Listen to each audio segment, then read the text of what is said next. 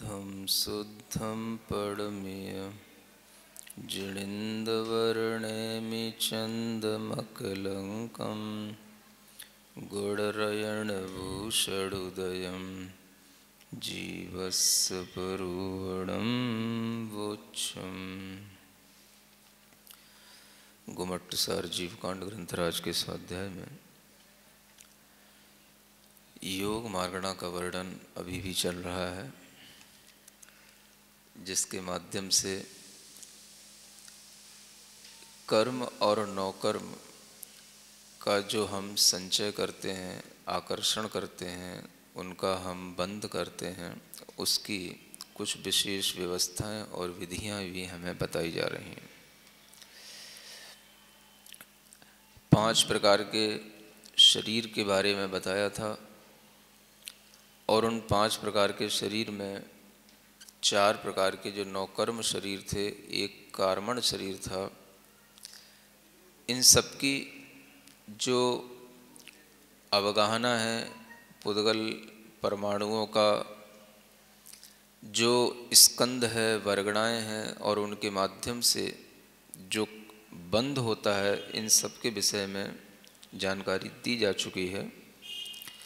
यहाँ पर अब एक विशेष प्रकरण शुरू होता है, जिसमें विस्रसोपचय के बारे में बताया जाना है। किसके बारे में? इसका एक नया शब्द ध्यान में रखना है, विस्रसोपचय, है ना। विस्रसा माने होता है स्वभाव से और उपचय माने होता है इकट्ठा हुआ। जो स्वभाव से अपने आप ही इकट्ठा हुआ है उसको कहते हैं विस्रसोपचय। वह विस्रसोपचय क्या होता है, उसके बारे में यह गाथा नंबर 249, इसको पढ़ते हैं। जीवादोऽनंत गुणा परिपरिमाणं विस्रसोपचया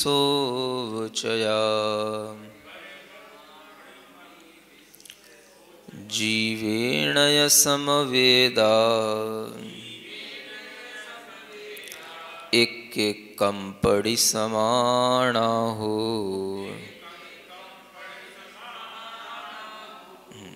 जीवादो अनंत गुणा, जीवों से अनंत गुणे, पड़ी परमाणु में, प्रत्येक परमाणु में, विस्रसोपचया, ये विस्रसोपचय होते हैं। जीवेण या संवेदा, और ये जीव से भी संवेद रहते हैं। एक पड़ी समाणा हूँ, ये सभी प्रत्येक एक एक परमाणु पर ये समान संख्या में होते हैं। क्या कहा जा रहा है? विस्रसोपचय का मतलब जो स्वभाव से ही अपने आप ही उपचित होते हैं, यानी इसमें ना तो जीव के भाव की अपेक्षा है, ना ही कर्म की कोई अपेक्षा है। ये अपने आप ही निरपेक्ष भाव से ही कर्म और नौकर्म जो भी पुद्गल के परमाणु हैं, उन पर यह समवेत होते हैं, स्थित होते हैं, यह जानना चाहिए। कितनी संख्या में होते हैं?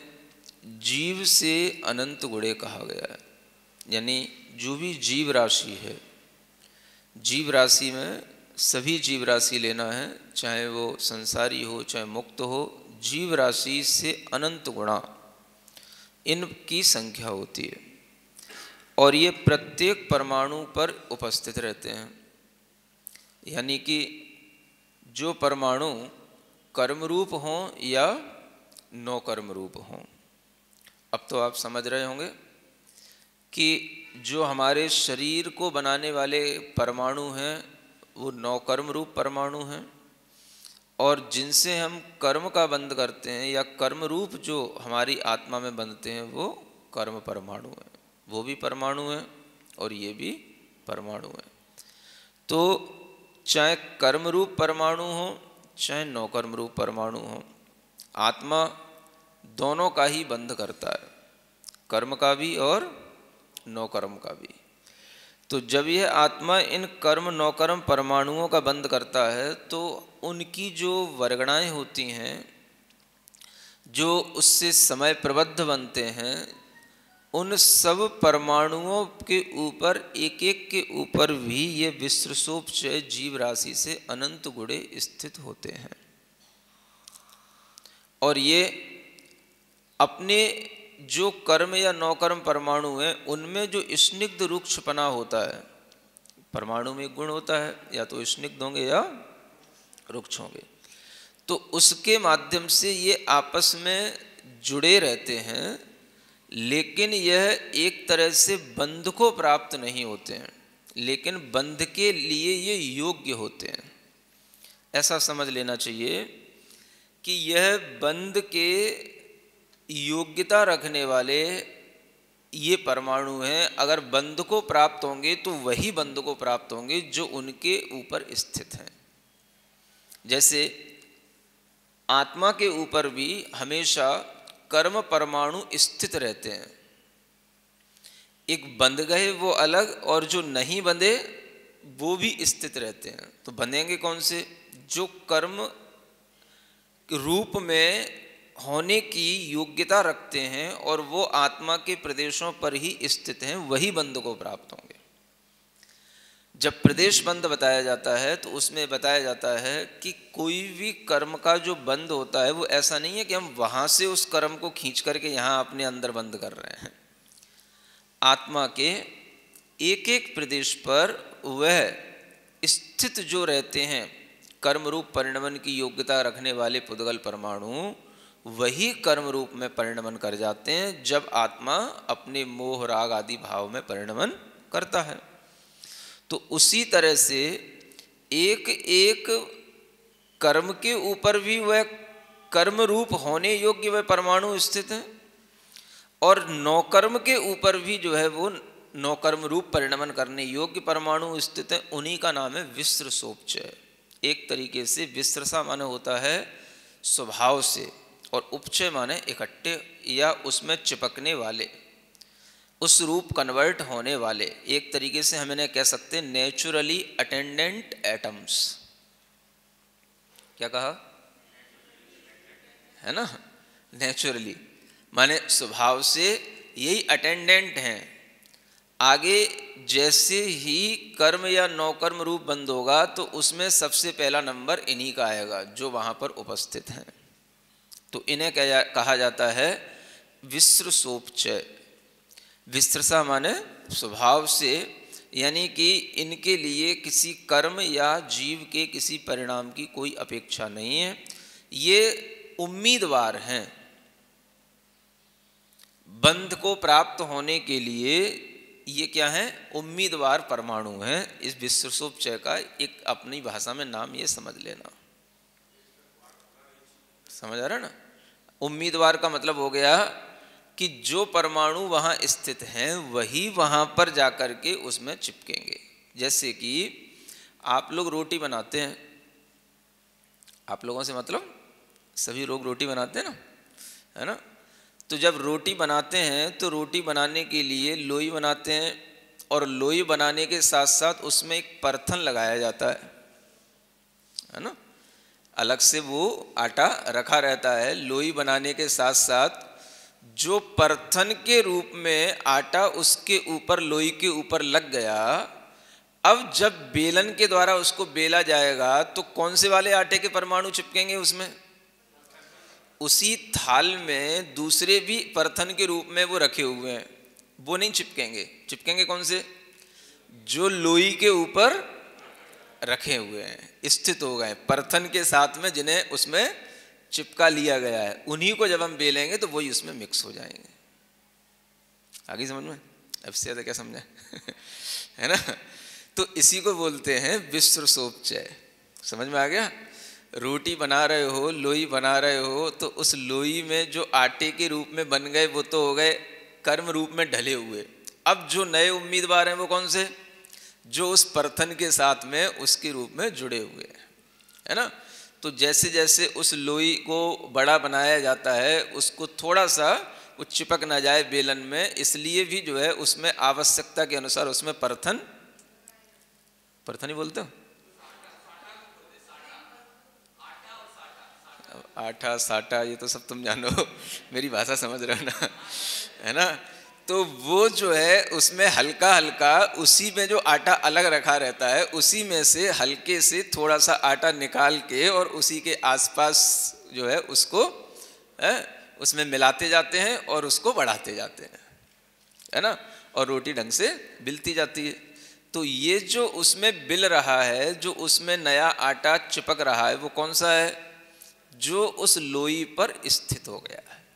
जो लोई पर स्थित है वही विसृसोपचय है। तो वह जो है विसृसोपचय ही उस कर्म रूप परिणमन करेगा, है ना। और अब कर्म परमाणुओं के साथ में कर्म बंध की प्रक्रिया में कर्म रूप परिणमन की योग्यता रखने वाले विसृसोपचय होंगे, और जो शरीर बनता है, शरीर का बंध होता है, शरीर के योग्य परमाणु होते हैं, उनके साथ में चिपकने वाले, उनके साथ नौकर्म रूप परिणमन करने वाले जो विसृसोपचय होंगे वो नौकर्म रूप अलग होंगे। तो हर एक विसृसोपचयों की जो संख्या है वो समान ही होती है एक एक के प्रति, और ये सभी विसृसोपचय जीव से समवेत हैं, संयुक्त हैं, निबद्ध हैं, जीव से ही युक्त रहते हैं, लेकिन अभी परिणमन नहीं किए हैं। जैसे ही जीव का परिणाम होगा वो परिणमन कर जाएंगे, कर्म रूप में और नौकर्म रूप में, पुद्गल के नौकर्म शरीर के परिणमन के अनुसार। तो इनकी जो संख्या है, जो परिणमन करने वाले परमाणुओं की, वो संख्या कितनी है? वो जीव से अनंत गुणे, माने उन अनंतों की संख्या कितनी बताई गई? जो जीव राशि है उससे भी अनंत गुणे परमाणु विसृसोपचय के रूप में, एक एक परमाणु के रूप में इतने अनंत परमाणु स्थित रहते हैं, और वह हमेशा उसके बंध के रूप में परिवर्तित होकर के उसमें बंध जाते हैं। तो ये यहाँ पर विसृसोपचय की एक विशेषता बताई गई है, ठीक है ना। नया विषय है, सुनने की कोशिश करें, समझने की कोशिश करें कि यह हमारा जो शरीर है या हमारे भीतर जो कर्म है, इनके बंधने की सूक्ष्म प्रक्रिया जो हमें कुछ भी देखने में नहीं आती है, ये हमें इस तरह से बताई जा रही है। और वैसे भी देखा जाए तो जैसे हम अपनी बॉडी के आसपास जिस तरह की परमाणु होंगे या जिस तरह के हमारे बॉडी के आसपास, है ना, वायरस होंगे या कोई भी चीज़ें होंगी, वही हमारे अंदर परिणमन होने की तुरंत क्षमता रखती हैं जो हमारे आसपास होंगी। सुन रहे हो?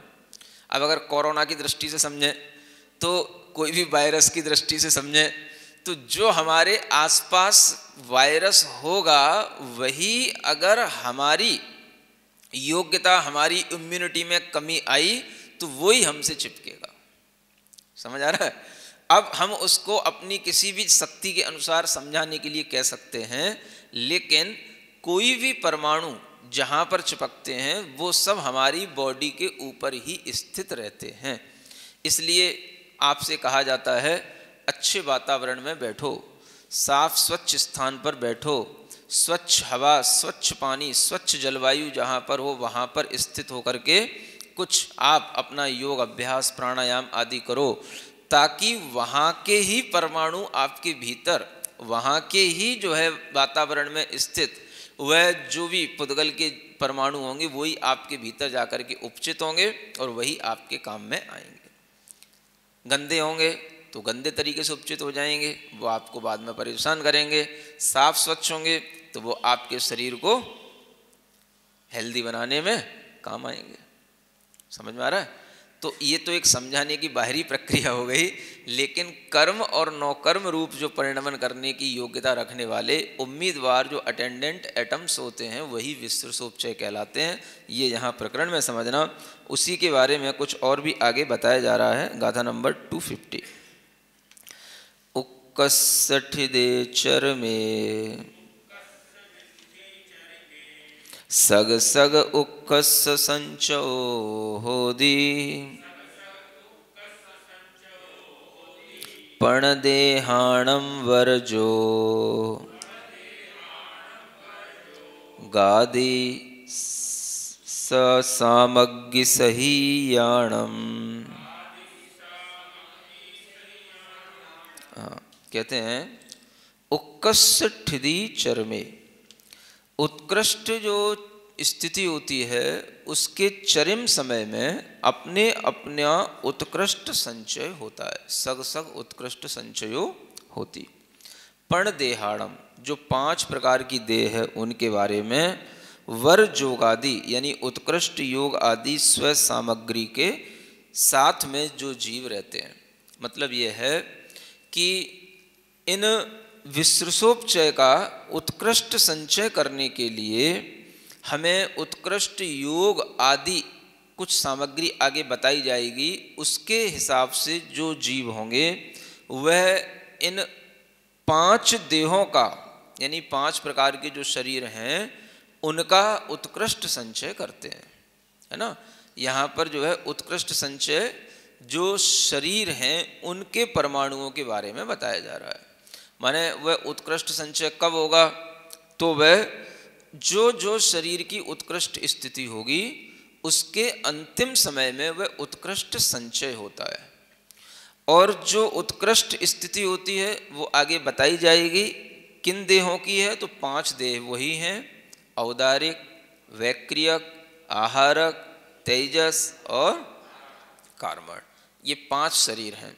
अब इन 5 शरीरों के लिए हमें जो योग्य परमाणु हैं उनका उत्कृष्ट संचय चाहिए। तो आचार्य कहते हैं कुछ कंडीशन होती हैं जिनके साथ में इन उत्कृष्ट सामग्रियों का संचय, उत्कृष्ट परमाणुओं का या उत्कृष्ट शरीर के योग्य जो भी वर्गणाएं हैं उनका संचय किया जाता है। तो वह सामग्री क्या होती है उसको बताने के लिए आगे गाथा है 251 नंबर की। आवासयाहु भवद्धा उत्संजोग संकिले सोय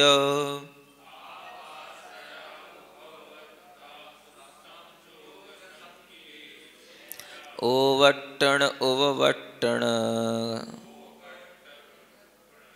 छच्छेदे गुड़दकम मन से। थोड़ा सा विषय आप लोगों की पहुंच से बाहर वाला है ना, फिर भी आप सुनने की कोशिश करना कि कुछ जीवों की ये योग्यता बता करके उन जीवों के अंदर ये उत्कृष्ट संचय होता है और वो जीवों के पास में 6 आवश्यक चीज़ें होनी चाहिए। ये 6 आवश्यक जो हैं अलग हैं, न श्रावक के हैं न मुनि के हैं। ये जो 6 आवश्यक कार्य हैं ये उन जीवों के हैं जो उत्कृष्ट शरीरों का संचय करते हैं, है ना, शरीर के परमाणुओं का संचय करते हैं। तो उनकी योग्यता बताने की आवास या माने ये आवश्यक चीज़ें हैं 6। कौन कौन सी? भवम, है ना, एक तो भवमद्धा, इसको बोलते हैं भव संबंधी काल। और एक जो है आयुष्य, जो उनकी आयु है वो। योग और संक्लेश, ओक्कट्टण ओक्कट्टण, एक उत्कर्षण और एक अपकर्षण। ये 6 चीज़ें गुणित कम्मन से, जो गुणित कर्मांशक जीव होते हैं उनके लिए इन 6 आवश्यक क्रियाओं के माध्यम से उत्कृष्ट संचय किया जाता है। इसकी डिटेल बहुत अधिक है और ये डिटेल बड़े बड़े सिद्धांत ग्रंथों में दी रहती है। आपको केवल अभी इसकी एक सामान्य जानकारी ही रखना है कि शरीरों का उत्कृष्ट संचय करने वाले जीव गुणित कर्मांशक जीव कहलाते हैं। क्या कहलाते हैं? नाम तो सुन लो, कौन सा? गुणित कर्मांशक। उनके पास में 6 आवश्यक चीज़ें होनी चाहिए, वो होती हैं। एक तो उनका भवद्धा यानी भव संबंधी काल, दूसरा जो उनकी आयु होती है वो, तीसरा योग, चौथा संक्लेश, पांचवा उत्कर्षण और छठवां अपकर्षण। ऐसी 6 चीज़ों के माध्यम से वह उत्कृष्ट संचय करते हैं। अब जो उत्कृष्ट संचय किया जाता है वो कितना अधिक हो सकता है और वह किस आयु के अनुसार किस तरह निर्भर करता है, इसको बताने के लिए आगे की गाथा है। पल्लतियम उवहीणम 33 संतो मुहुत उवहीणम छावट्ठी कम्मठदे बंदुकसठिदी ताणम। क्या कहते हैं? पल्लतीयम यानी 3 पल्य प्रमाण, उपधि, उवधि का मतलब है सागर, 33 सागर, अंतोमुहूर्तम ये अंतर्मुहूर्त प्रमाण, और उवहीणम फिर लिखा है ये भी सागर, किसके साथ, छावट्ठी माने 66 सागर, कम्मठिधि ये कर्मों की स्थिति, बंध उक्कस्य ठिधि ताणम ये बंध की उत्कृष्ट स्थिति, इन ताणम माने इन 5 शरीरों की जानना। इस गाथा में 5 शरीरों की उत्कृष्ट स्थितियां बताई गई हैं। कौन कौन से 5 शरीर, औदारिक आदि। तो जो इनकी उत्कृष्ट स्थितियां हैं, बहुत कुछ तो जो उत्कृष्ट आयु है उसी के अनुसार उत्कृष्ट स्थिति भी बताई गई है।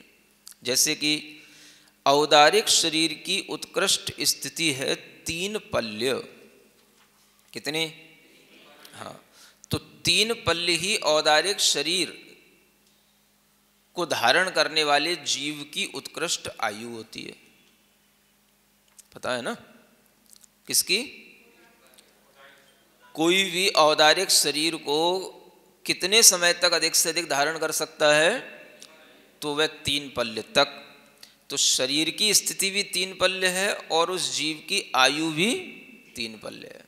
जो भोग भूमि के जीव होते हैं, मनुष्य होते हैं, उन भोग भूमि के मनुष्यों की भी और त्रियंशों की भी उत्कृष्ट स्थिति कितनी होती है, 3 पल्य प्रमाण होती है।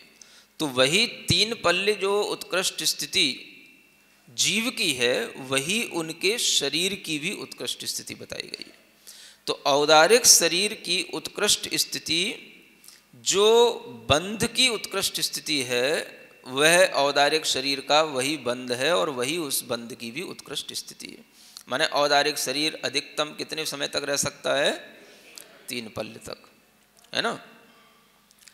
फिर वैक्रियक शरीर, वैक्रियक शरीर के लिए 33 सागर, ये तो आपको पता ही है, इसकी भी आयु के अनुसार ही उत्कृष्ट स्थिति है। तो वैक्रियक शरीर को धारण करने वाला जीव भी उत्कृष्टतया कितना रह सकता है, 33 सागर काल तक, और उस शरीर को भी वह 33 सागर के ही लिए ही उत्कृष्ट स्थिति के साथ में उसका बंध करेगा और उसका उत्कृष्ट संचय करेगा। तो यह वैक्रियक शरीर की भी उत्कृष्ट स्थिति 33 सागर हो गई। अब आहारक शरीर, कौन सा, आहारक शरीर। आहारक शरीर किसको होता है, प्रमत्त संयत मुनि महाराज के लिए, उसकी भी उत्कृष्ट स्थिति कितनी, तो अंतर्मुहूर्त। ये आपको पहले ही बताया है कि वह केवल अंतर्मुहूर्त के लिए ही औदारिक शरीर वाले वह मुनि महाराज आहारक शरीर को बनाएंगे। उस आहारक शरीर की उत्कृष्ट स्थिति कितनी होगी, उसमें उत्कृष्ट संचय कितनी काल तक होगा, अंतर्मुहूर्त तक। तो उस जीव के लिए उस आहारक रिद्धि का प्रयोग करने का काल भी उतना ही है और आहारक शरीर को बनाए रखने का काल भी उतना ही है। तो हाँ, उतने से ही काल में वे प्रश्न पूछ करके शंका का समाधान करके आ जाते हैं, है ना। एक अंतर मुहूर्त में ही बस वह उनका कनेक्शन हो जाता है और उस एक कनेक्शन होते ही जो है उनकी शंका का समाधान होते ही वो शरीर वापस आकर के अपने में समाहित हो जाता है ना। वाईफाई से भी फास्ट है प्रोसीजर, समझ आ रहा है आपको। तो अंतर्मुहूर्त वाईफाई को सेटिंग करने में ही लग जाएगा, कोई भी एंटीना उसको सेट करने में ही लग जाएगा।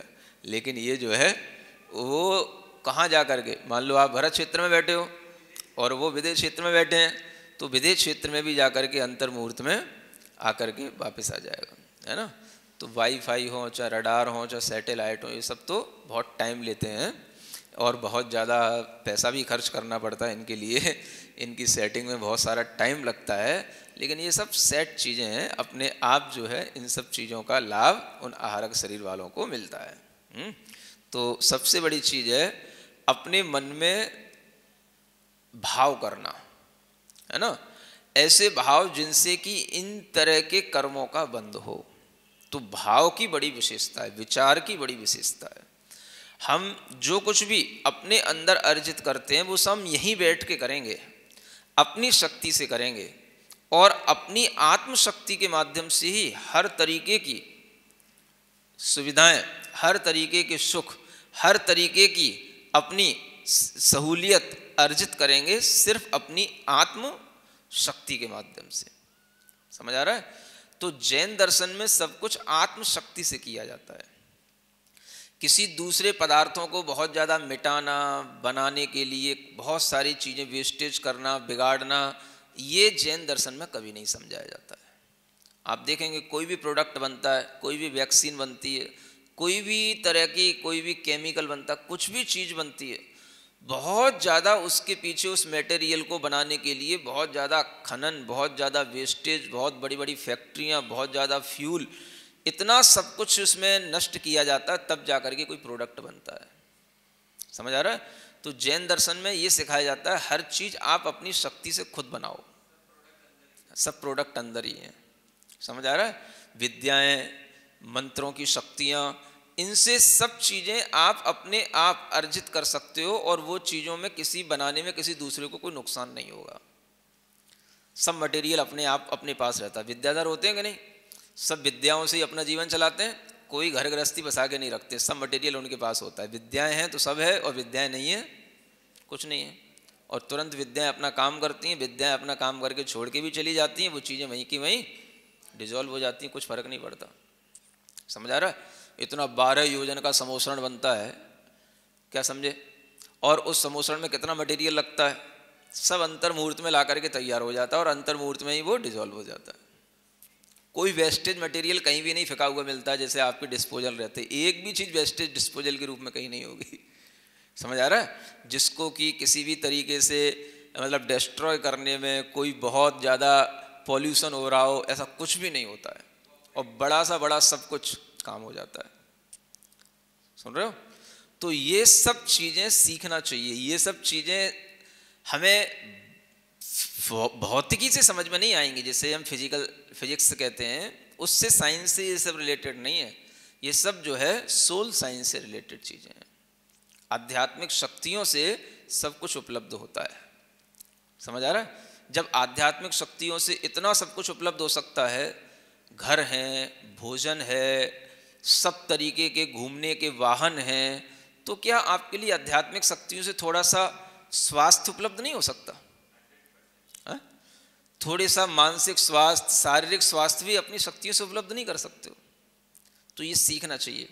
जैन लोग होकर के कम से कम उनको तो इतना सीखना चाहिए कि हम अपनी आध्यात्मिक शक्ति से ही जीते हैं, और उस शक्ति के होने पर ही हम सब कुछ कर सकते हैं, और हर चीज़ में भी हम हर परिस्थिति में भी निडर रह सकते हैं। छोटे छोटे वायरसों से डरना ये उनके लिए है जो बिल्कुल भौतिकता में डूबे हुए हैं।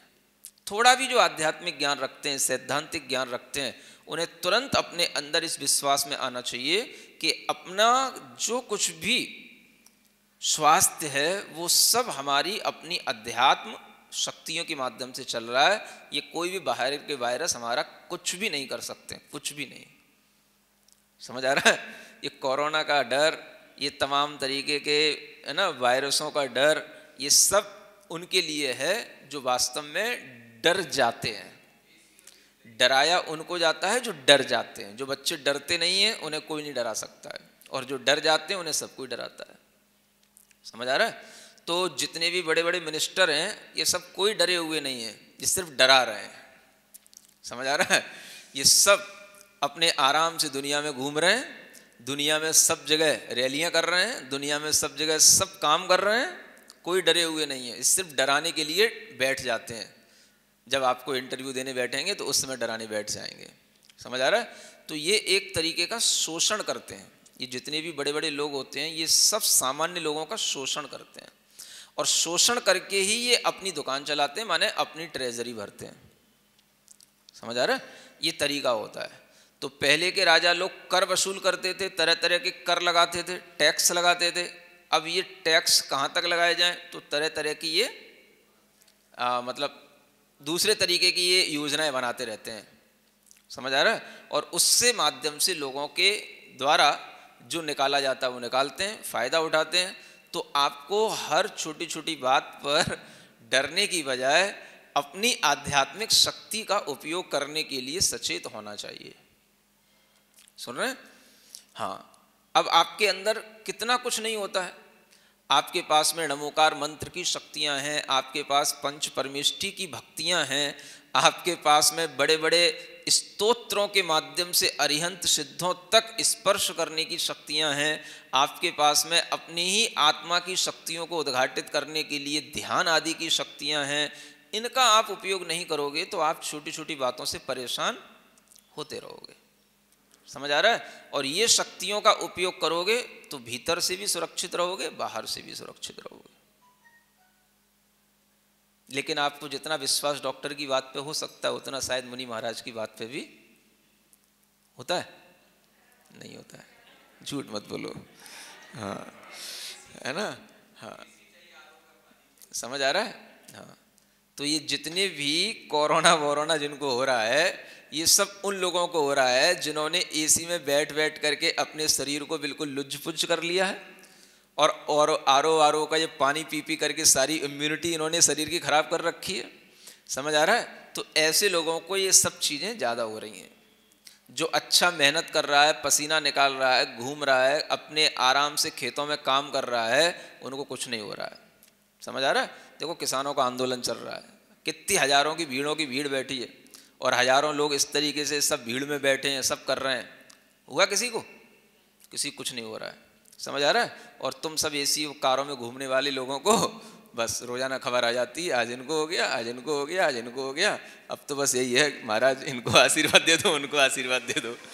तो आशीर्वाद की शक्ति पे तो विश्वास है आपको, लेकिन अपनी कुछ आध्यात्मिक शक्ति पे विश्वास नहीं हो रहा है ना? तो जो मंत्र बताया गया था आपको कोरोना का, वो भी जो है आध्यात्मिक शक्ति से भरा हुआ मंत्र है। नमोकार मंत्र का भी उपयोग करो, और अगर आपको और मन लगाने के लिए, एकाग्रता बढ़ाने के लिए स्पेशली अगर आपके लिए कुछ इस तरीके से है तो वो भी आपको बताया था। ओम ह्रीम अरहम अस्या उषाय नमः सर्वरोग शांतिम कुरु कुरु स्वाहा। इस मंत्र का उपयोग करो। इसमें भी ये पंच परमेष्ठी, ह्रीम, ओम, अरहम सब कुछ समाहित है। तो आप इसका जितना एकाग्रचित्त होकर के उपयोग करोगे, अंतर मुहूर्त में ही आपको लाभ मिलेगा। यहाँ सब कुछ अंतर मुहूर्त में ही होता है।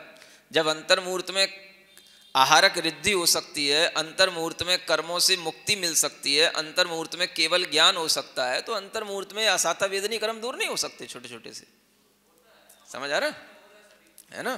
तो ऐसे आहारक शरीर की ये अंतर मुहूर्त की स्थिति समझ करके आपको ये देखना है कि आहार माने ग्रहण करना। आहार माने क्या बताया था ना? तो आपको क्या ग्रहण करना है? अच्छी अच्छी शक्तियां, अच्छे अच्छे विचारों से, अच्छी अच्छी भावनाओं से, अच्छी अच्छी अपनी पुद्गल वर्गणाओं को ग्रहण करो, आहरण करो। समझ आ रहा है? हर अंतर मुहूर्त में अपने आप को स्वस्थ रखने की प्रक्रिया ध्यान के माध्यम से अपनाओ। सुन रहे हो? जितना कोरोना दिमाग में घूमता है, उतना अगर अरहम दिमाग में घूमे तो कोरोना उसके पास आएगा क्या? समझ में आ रहा है? अपने चारों ओर अरहम के अक्षर लिख करके रखो, उनको ही विजुलाइज करो अपने माथे पर, अपने पेट पर, जहाँ कंठ पर, लंग्स के स्थानों पर, जहाँ पर आपको असुरक्षित महसूस हो रही हो। हम किसकी शरण में जाएं? बस पंच परमेष्ठी की शरण, सिद्धों की शरण, अरहम की शरण। तो बस आपके मन में विश्वास होना चाहिए कि हम अपनी भावों से उस अरहम की शरण में जा करके अपने अंदर बिल्कुल सुरक्षित भाव महसूस करें। तो आपको ये प्रैक्टिस करनी होगी। अब सब ज्ञान तो है लेकिन आप प्रैक्टिस करते नहीं हो, तो उसके कारण से फिर आपको लाभ नहीं मिलते हैं, है ना? तो डरने की किसी भी तरीके की जरूरत नहीं है। ब्रेन के अंदर न्यूरॉन्स उसी तरीके के बनते जाते हैं जैसे हम अपने अंदर थॉट्स क्रिएट करते जाते हैं। समझ आ रहा है? ये भी एक साइंस है। तो आप अगर अरहम प्योरिटी, हमेशा अपने आप में हेल्दी, इस तरीके के भावों को अरहम के साथ जोड़ करके अपने अंदर प्योरिटी और हेल्थनेस लाएंगे तो कोई भी वायरस आपके लिए कुछ नहीं करेगा। आध्यात्मिक शक्ति पर विश्वास करो। सुन रहे हो? भौतिक शक्तियों में जीने वालों, किस पर? हाँ, आंख बंद करो, भीतर बैठो और जो है शुरू हो जाओ। सब कुछ आंख खोलोगे, बाहर देखोगे, सब कुछ आपको बढ़िया मिलेगा। सुन रहे हो? हाँ, तो अंतर मुहूर्त में देखो आहारक शरीर क्या करके आ जाता है केवली भगवान से मिल के आ जाता है, उनके चरणों के पास बैठ के आ जाता है, उनसे शंका समाधान करके आ जाता है, और बिल्कुल जो है कहीं पर भी आस पास कहीं जनालय होंगे उनकी वंदना करके आ जाता है, अंतर्मुहूर्त में सब हो जाता है, बस ज़्यादा टाइम लगता ही नहीं मोक्ष में जाने में, है ना ऐसा। और तेजस शरीर है, उसकी भी स्थिति है, वो भी 66 सागर की है। कितनी? 66 सागर की। माने अब ये तो आप जानते ही हो, तेजस शरीर और कार्मण शरीर, ये दो शरीर ऐसे हैं जो आत्मा से हमेशा बंधे रहते हैं। तो इसको एक तरीके से तेजस शरीर को इलेक्ट्रिक बॉडी बोलते हैं। क्या बोलते हैं इसको? हाँ, एक कार्मिक बॉडी है और एक इलेक्ट्रिक बॉडी है, और ये दोनों आत्मा से ऑलवेज एसोसिएट रहते हैं। समझ आ रहा है? हाँ, जहाँ पर आत्मा जाएगी यही उनको ले जाएंगे, है ना।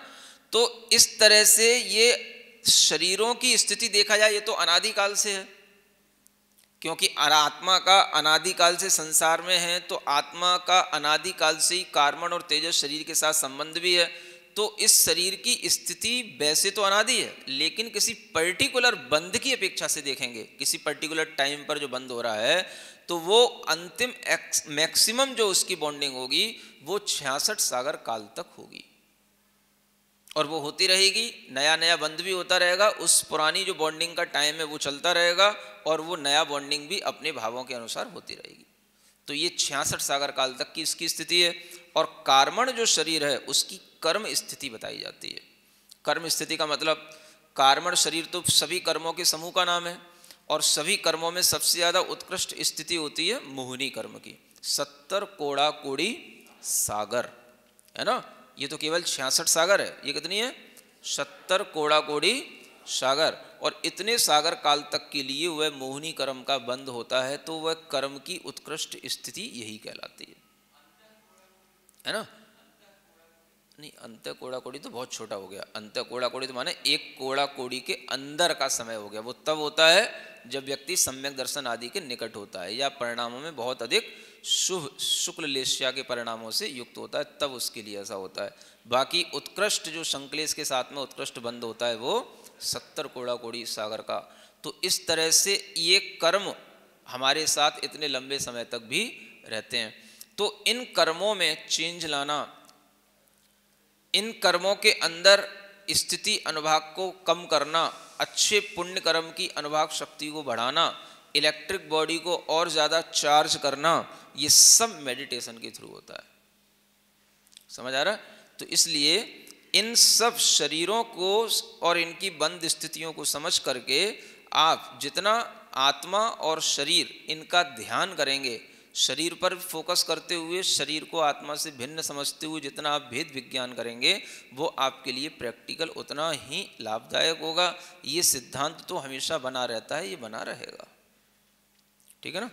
तो आज के लिए इतना ही पर्याप्त है।